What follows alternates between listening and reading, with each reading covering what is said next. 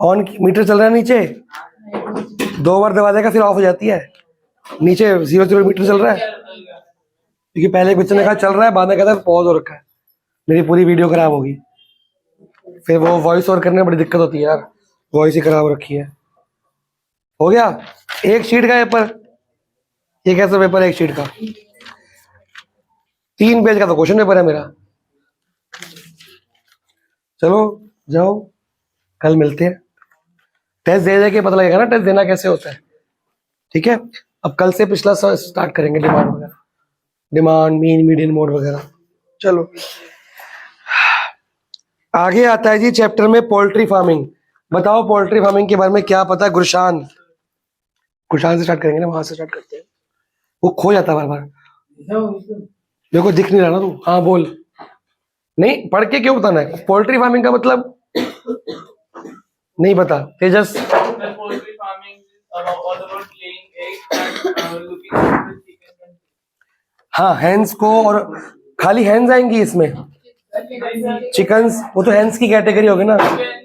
Met आ गया, eggs आ गए, cows. Poultry farm में काउ कहां से आ गई? गोट। अगर गोट हमने यहाँ डाले तो कैटल फार्मिंग में क्यों डाली? तो कैटल फार्मिंग है ना, पिग्स क्यों आएंगे? पोल्ट्री फार्मिंग, अरे मुर्गियां यार, मुर्गा मुर्गी को पालना इज, इसमें बर्ड्स आ सकती है और कोई, बर्ड्स फॉर द एग्स बस है। हाँ एक होता है बर्ड्स को बेचने के लिए, वो वाली नहीं कह रहा मैं, that's not poultry farming. Poultry में ज्यादातर एग्स और हेन्स ही आती हैं, और ब्रॉयलर्स आ जाएंगे वगैरह वगैरह। ठीक है शुरू करें, फुल मार्क्स निकालो।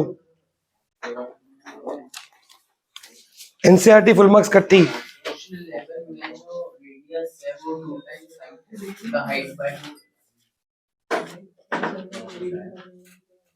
डायमीटर 2r है is equal to h, 2r equal to h है।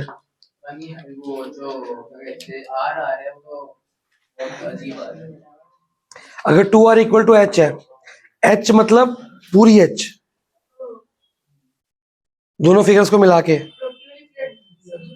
नहीं, r जो रेडियस है वो किसके इक्वल है? पूरे h के इक्वल, 2r। ठीक है तो दो, अब पूरा h क्या इंक्लूड करता है? एक हेमिस्फेयर और नीचे क्या है? सिलेंडर। तो हेमिस्फेयर का r और h क्या होंगे आपस में? बराबर। तो पूरे h में से एक r कम कर दो, 2r है ना, तो नीचे के जो सिलेंडर की हाइट है वो रेडियस की इक्वल तो आ गई। समझ रहे हैं? 2r है ना मतलब, तो ऊपर का r और h तो बराबर हो गया, नीचे का h और r क्या हो गया आपस में, उस हिसाब से करना है।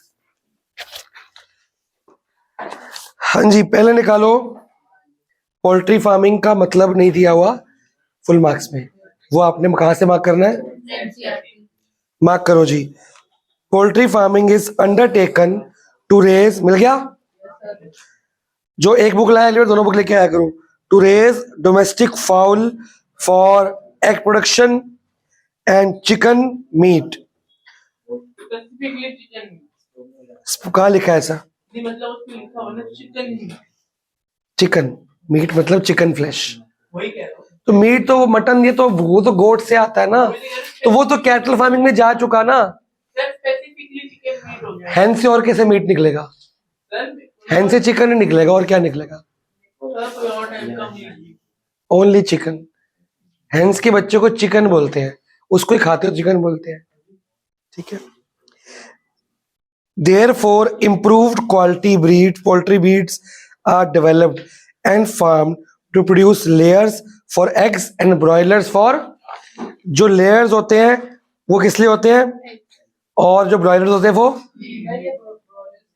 ब्रॉयलर्स बड़ी हाइट के होते हैं, उनका खाना अलग तरीके का होता है, और जो लेयर्स होते हैं वो एग लेयर के लिए होते हैं, उनका खाना अलग। ब्रॉयलर्स की हाइट क्या होती है? ज्यादा। उनकी फ्लैश क्या होती है? ज्यादा। उनका खाना प्रोटीन्स मिक्स होता है बहुत ज्यादा। जो लेयर्स होते हैं उनका एग लेयर्स होते हैं, उनका खाना अलग होता है, उनका उनकी हाइट क्या होती है? थोड़ी नीचे होती है। वो सब अभी आपको डिफरेंस मार्क कराया जाएगा बुक में से।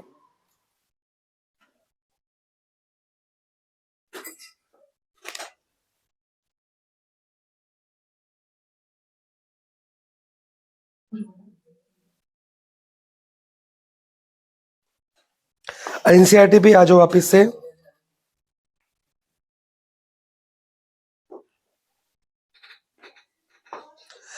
The cross breeding programme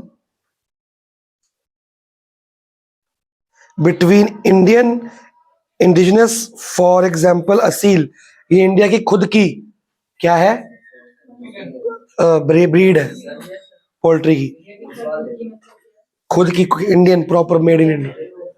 Indian breed. Indian indigenous मतलब होता है इंडिया की खुद की, अपनी खुद की बनाई हुई, इसमें कोई मिलावट नहीं, बाहर का कोई पार्टिकल नहीं है।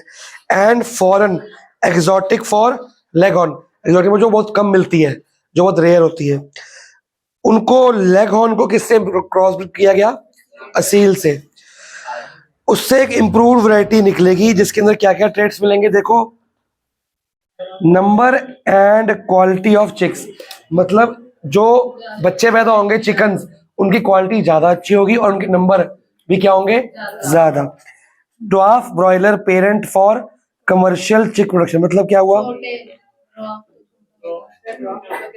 ड्वार्फ छोटा बोना, छोटी हाइट का ब्रॉयलर पैदा होगा, पेरेंट फॉर कमर्शियल चिक प्रोडक्शन है। हर तरह की वैरायटी मांगी है मार्केट में खाने के लिए, छोटा सस्ता होगा, बड़ा महंगा होगा, दोनों चाहिए होते हैं भाई साहब, ठीक है। बेचने के लिए, कमर्शियल मतलब बेचने के लिए, क्या, तो ड्वार्फनेस ज्यादा मांगी जाती है क्योंकि वो सस्ता बिक जाएगा, आराम से इजीली बिक जाएगा वो, ठीक है ना। समर एडेप्टेशन कैपेसिटी या टॉलरेंस टू हाई टेम्परेचर, गर्मियों में ना हैंस गर्मियां झेल नहीं पाती जल्दी, तो इम्प्रूव्ड वैरायटी जो बनाई जाएगी वो ऐसी बनाई जाएगी या बनेगी जो समर को झेल पाए। लो मेंटेनेंस रिक्वायरमेंट, उनका जो मेंटेनेंस, जो बीमारी का इलाज, वो खाना पीना, रहने का शेल्टर वेंटर, ज्यादा खर्चा नहीं मांगेगा। Reduction in size of egg laying birds, egg laying birds की साइज क्या होगा, कम। With ability to utilise more fibrous cheaper diets, उनका खाना क्या होगा, रफेज वगैरह फाइबरस होगा, वो सस्ता होता है, ठीक है, तो उससे हमको क्या होगा, उनकी कॉस्ट क्या आ जाएगी, कम, और बिकेगा अंडा महंगा। Using agricultural by products, by products क्या होते हैं, जो क्रॉप ग्रो करती है, रख दे, क्रॉप ग्रो करते करते साथ में बच गए जो हमारे किसी काम के नहीं है, बाय प्रोडक्ट वीड्स वगैरह जो होते हैं, जो या जो चारा वगैरह होता है, बुशेस वगैरह होती है, किसी काम नहीं आती, वही उनका खाना चीपर तौर पर बन जाता है। तो ये हमारे लिए क्या होगा, फायदे की चीज है कि नहीं, इसको रट्टा मारना है आपने, ठीक है, ये इंपॉर्टेंट है, इसको मार्क कर लो, important.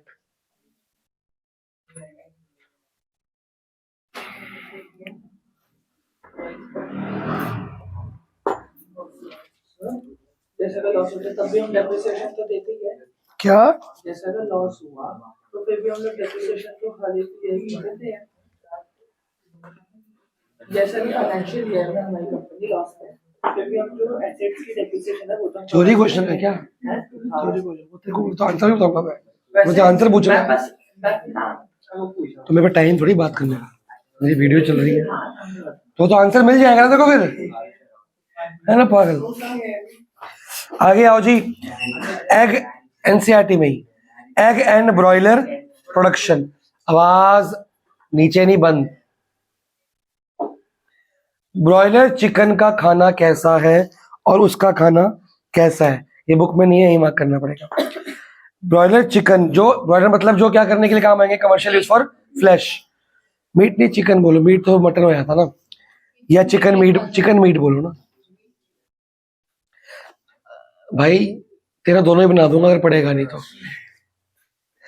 Broiler chicken are fed with, उनका खाना क्या है, विटामिन रिच डाइट, ठीक है, फॉर ग्रोथ रेट, उनका विटामिन से क्या होगा, विटामिन किस काम आते हैं, हमारी बॉडी ग्रोथ के लिए, उनकी ग्रोथ रेट क्या होगा, ज्यादा। बस खाली एफिशिएंसी तक मार्क करो, फर्स्ट लाइन सिर्फ मार्क कर ली।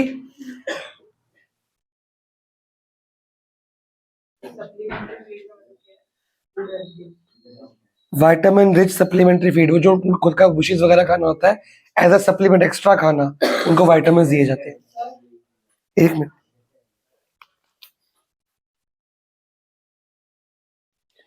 आगे फुल मार्क्स में, लेकिन इजी मार्क कर लो फिर आप। फॉर गुड प्रोडक्शन मिला, पूरा पैराग्राफ मार्क करो। अच्छी प्रोडक्शन अगर चाहते हो कि ये सेहतमंद बने और ज्यादा नंबर में बने, क्वालिटी भी अच्छी और क्वांटिटी भी, तो हमें क्या करना पड़ेगा? गुड मैनेजमेंट, वो तो करना ही है, उसके अलावा गुड मैनेजमेंट प्रैक्टिसेस, इनका खाना पीना टाइम पे हो, इनकी साफ सफाई अच्छे से हो, टेम्परेचर की जो इनकी रिक्वायरमेंट है वो प्रोवाइड की जाए, बहुत गर्मी बहुत ठंड ये प्रोवाइड ना की जाए। उसके बाद हाइजीनिक कंडीशन हाउसिंग की रखी जाए, पोल्ट्री फीड खाना रखा जाए, prevention and control from disease and paste, इनको पेस्ट दीमक से और कीड़े मकोड़ों से और बीमारियों से बचा के रखा जाए।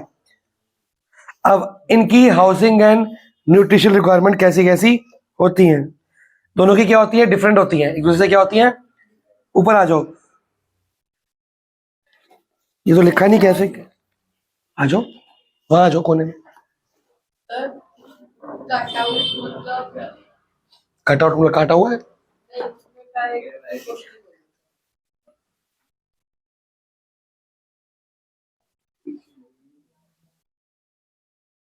आगे मार्क करो, द राशन मिला, the ration,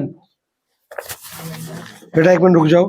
the ration for broilers is protein rich with adequate fat, the level of vitamin A and K kept high in the poultry feeds. इस लाइन का मतलब क्या हुआ? विटामिन ए क्या होता है? विटामिन का नाम है, क्या होता है क्या होता है? कुछ होता ही होगा उससे, गूगल करो, गूगल कर लियो। मेरे को यहाँ भी याद नहीं आ रहे, पहले याद थे, जहां तक मेरे को याद है विटामिन ए होता है वो। हेयर्स के लिए होता है शायद। विटामिन ए मैं कह रही हूँ ना, ए नहीं, के ए तो के मेरे ख्याल हेयर्स के लिए होता है। केराटिन। हाँ वो सी से होता है।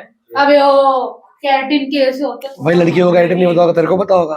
अरे वो भांगा क्रिएटिन। सही कह रही हो, मेरे को पूरा याद नहीं है, मैं भी कर लेना, भूल रहा हूँ, मेरे दिमाग में नहीं आ रहा अभी। ये राशन वाला आंसर का जो मैंने मार्क करा, इसका मतलब बताओ। प्रोटीन भी मिल गया उनको, विटामिन भी मिल गया और फैट्स भी उनको चाहिए।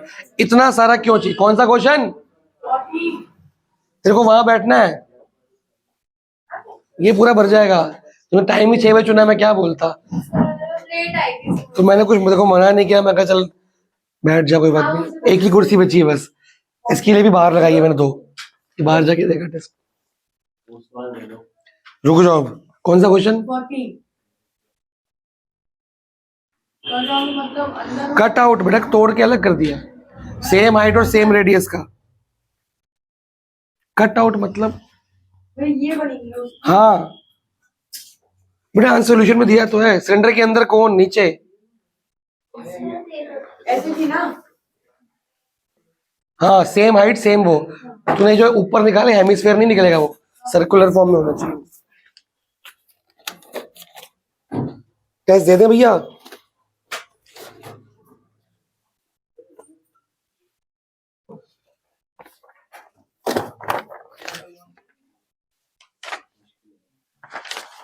ये लो, स्केल चाहिए? स्केल चाहिए? आगे मार्क करेंगे जी, एक मिनट पढ़ने दो पहले। पूरा पैराग्राफ मार्क होगा पोल्ट्री वाला। Poultry fowls suffer from a number of diseases caused by virus, bacteria, fungi, parasite, ये सब कुछ उनको खा सकते हैं, और उनके अंदर न्यूट्रिशन की डिफिशियंसी भी हो सकती है। डिफिशियंसी का मतलब कमी। किसके अंदर कौन सी कमी है तुम में से? Iron, vitamin D. आयरन की है, विटामिन डी की सब में होती है एक्चुअली। मेरे में कब चेक कराया? मैंने अभी थोड़े टाइम पहले अपने रेगुलर। चलो अच्छी बात है। विटामिन डी धूप से मिलता है ना, धूप हम लोग कम सेकते हैं आजकल। पहले बचपन में ना, हमारे टाइम में ना गेम्स वगैरह नहीं होती थी, हम बाहर धूप में खेलते थे, पार्क में जा जाके। तुम लोग घर बैठ के वीडियो गेम खेलते धूप वाली, और जो पार्क में जाके खेलते उसमें कमी नहीं होगी, जो घर बैठ के वीडियो गेम्स खेलते हैं, मोबाइल पे खेलता है, उसमें कमी होगी। मोबाइल गेम्स का कहने का मतलब हुआ। आगे, दीज नेसेसरी, ओ ठीक करने के लिए क्या जरूरी है? प्रॉपर क्लींजिंग, उनकी साफ सफाई, उनको धोना सफाई करना, ठीक है। सैनिटेशन, उनका जो डंग होगा उसकी वेस्ट प्रोडक्शन जो होगा वो एक्सक्रीटा वगैरह वो वहां से फटाफट हंसाई, मतलब हाइजीन कंडीशन, साफ सफाई कंडीशन में उनको रखा जाए, बीमारियां क्या होंगी, कम लगेंगी। Spraying of disinfectant at regular intervals, time time पे स्प्रे करो किसको, डिसइंफेक्टेंट, जिससे जैसे हम लोग साबुन से नहाते हैं, साबुन इज व्हाट, या जो लिक्विड वॉश होता है, सोप होता है, डिसइंफेक्टेंट की इन्फेक्शन जर्म से ना हो, उनको भी ऐसे जरूरी होता है। एप्रोप्रिएट वैक्सीनेशन, ताकि बीमारियां लगे ही ना, सब कुछ। तो इसके भी अलग अलग वो बनते हैं ना, हेडिंग क्या, इसकी भी अलग अलग। हाँ तो एक वो है मैनेजमेंट क्वेश्चन, देखो इन टेक्स्ट क्वेश्चन देखो अगला क्या है, what management practice are common in dairy and poultry farming, इसका आंसर क्या लिखोगे। प्रॉपर इसमें क्या आना चाहिए आंसर में, व्हाट मैनेजमेंट, एक तो उनके हाउसिंग, शेल्टर, फूड, वैक्सीनेशन, सारा कुछ आ जाएगा, तो तीनों पैराग्राफ से कंबाइन होकर आंसर बनेगा, ये वहां दिया होगा। What are the difference between broilers and layers in their management, क्या क्या फर्क है दोनों में, एक एक करके, एक एक करके बोला मैंने। पोल्ट्री चिकन के लिए होते हैं, जो मीट के लिए ग्रो किए जाते हैं वो कौन होते हैं, और जो एग के लिए होते हैं वो। हाउसिंग उनकी अलग अलग क्या होती है, अलग अलग होती है, कैसे अलग होती है, लिखा नहीं हुआ यहाँ पे, नहीं यहाँ पे लिखा नहीं हुआ, नहीं यहाँ पे आंसर नहीं दिया हो ना, मेरे को तो आंसर चाहिए प्रॉपर, किसकी रिक्वायरमेंट क्या होती है, वरना मैं लिखवा दूंगा। ब्रॉयलर, मैंने हाउसिंग की रिक्वायरमेंट पूछ रहा हूँ, हाउसिंग की, मैं आपसे पूछ रहा हूँ हाउसिंग की रिक्वायरमेंट बताओ। बुक वैल्यू,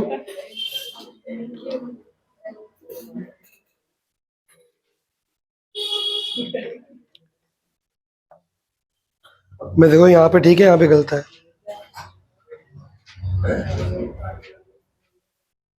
वही ये सेम ही लिखा हुआ तो वही टेपना पड़ेगा आपको, अलग से नहीं दिया हुआ, तो उनकी डिफरेंट होती है, उनकी हाउसिंग डिफरेंट, उनका खाना डिफरेंट, उनका रहना भी डिफरेंट, और उनका जो सप्लीमेंट्स, इनको जो एक्स्ट्रा खाना दिया था वो भी क्या होता है, तो ये सेम सेम लिखा हुआ है। यहाँ पे कोई डाउट। अब आ जाओ जी फिश प्रोडक्शन, फुल मार्क्स पे आ जाओ, फिश जो है फुल मार्क्स में अच्छी दी हुई है।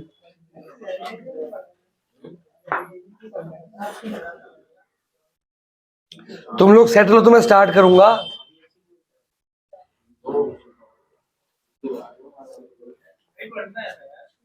मैं वेट करूं, तुम चुप हो तो मैं स्टार्ट करूं, बाकी तुम्हारे सब लोग तुम्हारी वेट कर रहे हैं।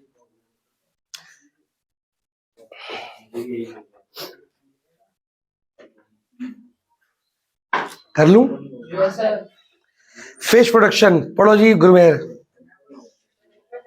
फुल मार्क्स, सुनोगे तभी तो। There are two ways of obtaining fish.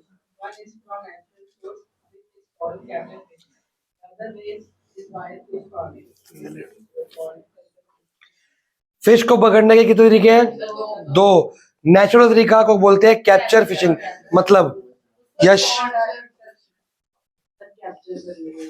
कहाँ से, बस फ्रेश वाटर लेक, जहां फिश होती है वहां से क्या कर लो, और दूसरा तरीका क्या है, कल्चर फिशिंग, मतलब बता तेजस, कल्चर का मतलब कल्चरल नहीं है, सोचो कि हाँ भी हमारा की हेरिटेज हो, का कल्चर हो हमारा, फिश फार्मिंग को बोलते हैं। एक तो हुआ कि नदी में गए फिश पकड़ के ले आए, जाल डाला पकड़ के बेच दिया, एक होता है कि अपने फिश पकड़ के लाए और पाली, जैसे पोल्ट्री फार्मिंग होती है। पहला है कि पकड़ के लाए बेच दी, दूसरा है कि पाला गया, क्रॉस ब्रीड कराया गया, नई वैरायटी पैदा की गई, उसके हिसाब से उसके अंडे बेचे गए, उसका ऑयल बेचा गया, उसकी फ्लैश बेची गई, सब कुछ बेचा गया। जब और वैरायटी, जब तुम पालोगे तो जब नए बच्चे होंगे तुम पुराने वालों को बेच दोगे, फिर नए बच्चे होंगे तो पुराने वालों को बेच दोगे, तुम्हें दिक्कत नहीं आएगी, इम्प्रूव वैरायटी भी आएगी। एक बार दिक्कत होगी फिर तो अपने पैदा होते रहेंगे ना, तुम्हें पकड़ने जाना पड़ेगा बार बार, तुम गए पकड़ के आए मिली नहीं फिश, आज मौसम खराब हो गया, बारिश आ गई, जा ही नहीं पाए, जिस दिन नहीं जाओगे उस दिन खाओगे क्या? ये ज्यादा इजी है कल्चर फिशिंग, पर इसमें मेंटेनेंस वगैरह ज्यादा आपको पालने का खर्चा बढ़ जाता है। दोनों के अपने प्रॉस एंड कॉन्स हैं, लेकिन दोनों करी जाते हैं। इस हमारी कंट्री में एनिमल हस्बेंड्री में कौन से एनिमल पाले जाते हैं? काउ, उसको कैटल में डाल दो, सारे कैटल इकट्ठे कर दो। और फिश हो गया, हैन हो गया, हैन हो गया, फिश हो गया, और हनी भी हो गया, और ये क्यों पालेंगे हम? सर इसकी जैसे पागल ही पाल सकते हैं। पालने का मतलब है और कमर्शियल यूजेज, बेचने के लिए। फिश वगैरह तो पाई जाती है। ठीक है, पर वो कमर्शियल यूज नहीं हुआ, वो बहुत रेयर है। रेगुलर मतलब कि बहुत हाई स्केल पे जो कॉमनली यूज होता है वो तो कैटल में आ गई ना। फिश तो हो गया, हनी भी हो गया। इसमें सबसे हॉर्स हो गया। सबसे गरीब जो फार्मिंग है वो कौन सी है? गरीब फार्मिंग, जो पालने वाला बंदा गरीब रहता है हमेशा। Fish catcher.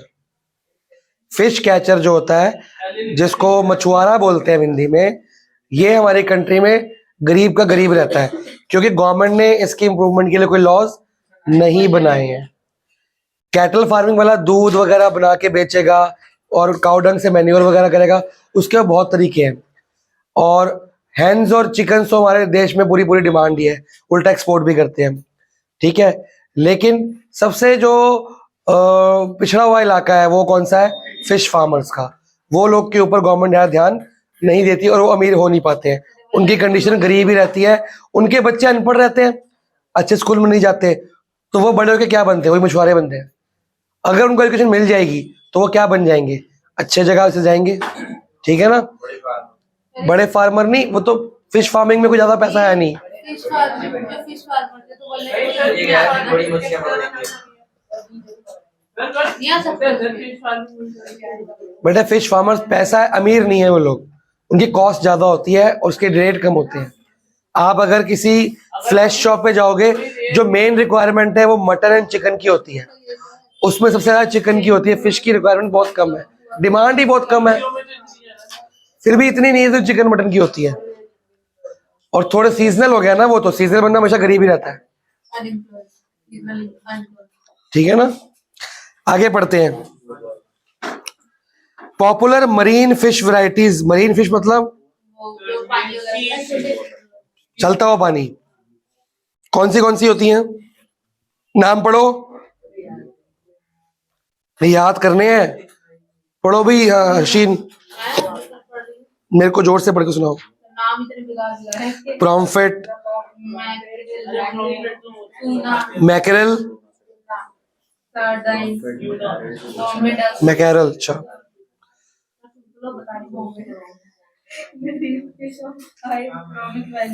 High economic value का मतलब स्त्री जो महंगी बिकती हैं, जिनकी डिमांड ज्यादा रहती है। कौन सी है वो? ठीक, वही नाम से ही प्रोनाउंस कर रहे हो आप। Prawns, mussels and oysters. Sir oysters तो फिर वही हो गए ना जिसमें से पर्ल वगैरह निकाले जाते हैं। होते होंगे, मेरे को नहीं पता। आगे कुछ और है? As marine fish stocks get further depleted, the demand for more fish can only be met by cultural fishers, a practice called mariculture. जो फिश का पालते हैं, कल्चर फिशिंग करते हैं, इस प्रोसेस को क्या बोलते हैं? मैरीकल्चर। मरीन फिश को पालने का।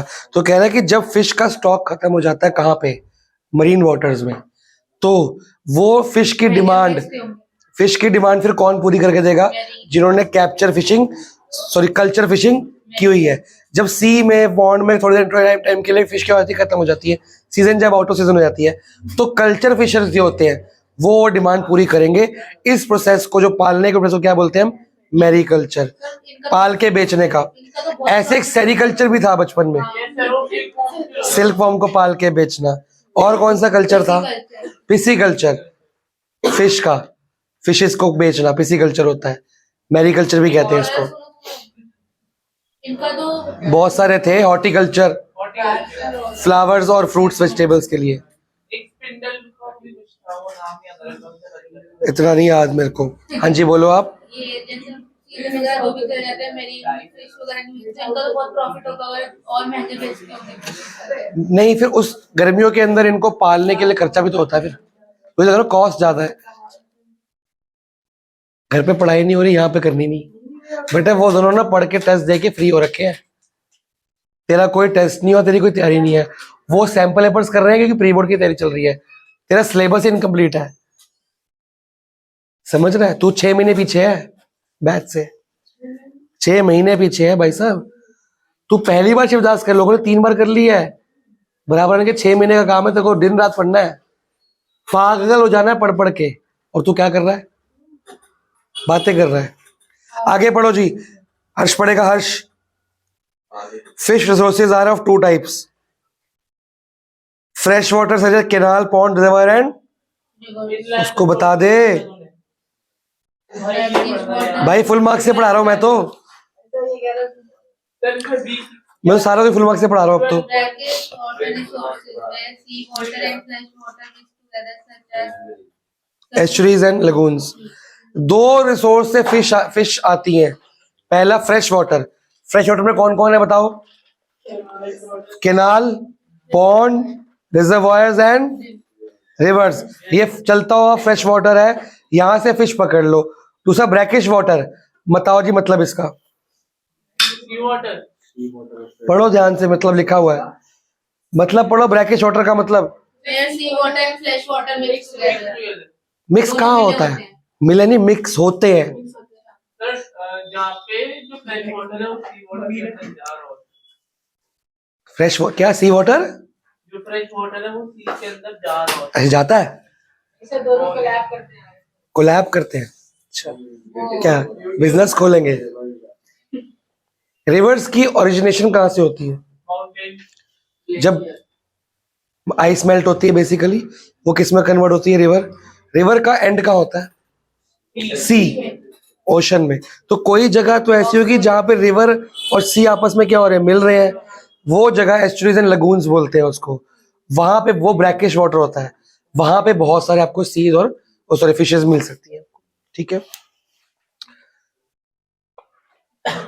आगे पढ़ो जी। गुरमेर, मोर एक्सटेंसिव।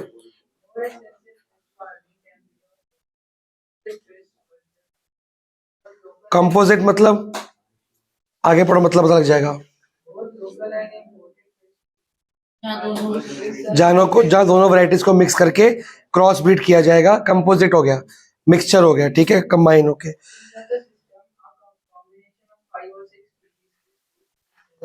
अलग अलग वैरायटी की फिशेस को एक सिंगल पॉन्ड में छोड़ दो, जो कल्चर फिशिंग करेंगे तो आपस में क्रॉस ब्रीड होती रहेंगी अपने आप। ए बी से बी, सी से बी, ऐसे मिक्स होती रहेंगी और नई इंप्रूव्ड वैरायटी की फिशेस हमको मिलती रहेंगी।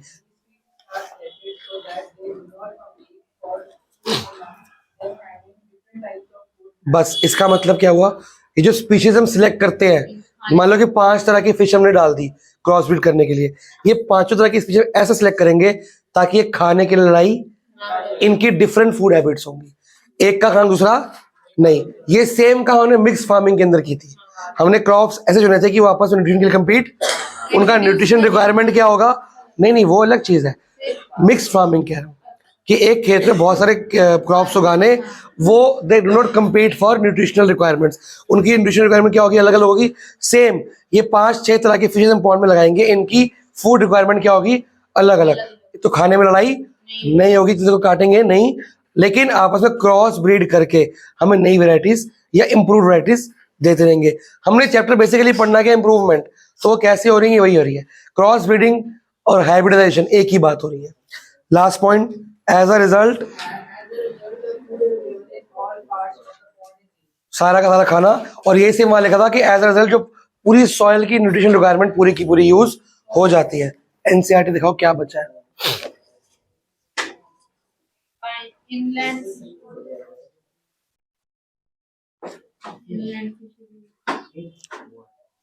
beekeeping. हाँ, एनसीईआरटी में आ जाओ। एनसीईआरटी में फिशेस की फोटो बनी है, उसके नीचे कंपोजिट फिश के तेरे नाम बताने को आ सकते हैं? बता रहा हूं उसके बारे में। कंपोजिट फिश को के अंदर प्रॉब्लम्स क्या क्या आ सकती हैं।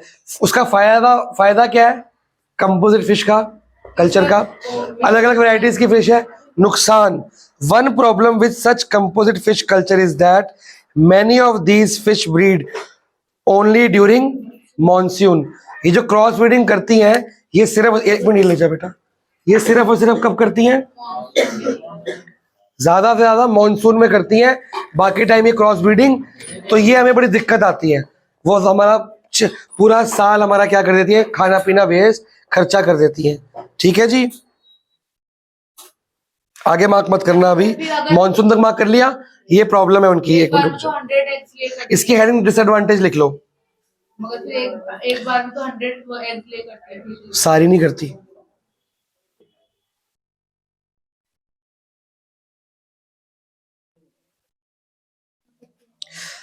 आगे 100 के बाद से, अ मेजर प्रॉब्लम और in fish farming is lack of availability of quality seeds. ये भी एक प्रॉब्लम है। 2 प्रॉब्लम मिल गई, रुको आगे।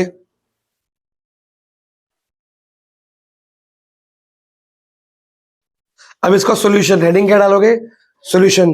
टू ओवरकम दिस प्रॉब्लम, मिला। To overcome this problem, ways have now been worked out to breed these fish in ponds using hormonal stimulations. उनके अंदर हार्मोनल स्टिमुलेट किए जाते हैं, उनके अंदर डाल दिए जाते हैं ताकि हार्मोनल इंप्रूवमेंट क्या हो जाए। कोई इसको इलैबोरेट कर पाएगा, what is hormonal stimulation? Hormones वगैरह जो डेवलपमेंट आते हैं, इंक्रीज, हार्मोन बढ़नी, इंप्रूव हो सकते हैं। हार्मोन बढ़ाते नहीं, इंप्रूव करते हैं। This has ensured the supply of pure fish seed in desired, जो सीड की क्वालिटी अच्छी नहीं मिल रही थी, हार्मोनल स्टिमुलेशन से उसकी क्वालिटी अच्छी मिलनी शुरू हो जाएगी, आगे प्रॉब्लम्स होनी खत्म हो जाएंगी। हाउएवर फिश ऑब्टेन्ड हो गया, एडवांटेज हो गया, ठीक है। अब रहता है बी कीपिंग, वो फुल मार्क्स में नहीं दिया हुआ, वो अगली बार करेंगे और एनसीईआरटी प्रैक्टिस करेंगे, चैप्टर खत्म किया जाएगा।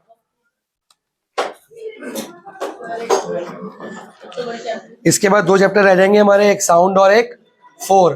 पहले कौन सा करना है, 4, पहले 4 कर दे, साउंड लास्ट में करेंगे।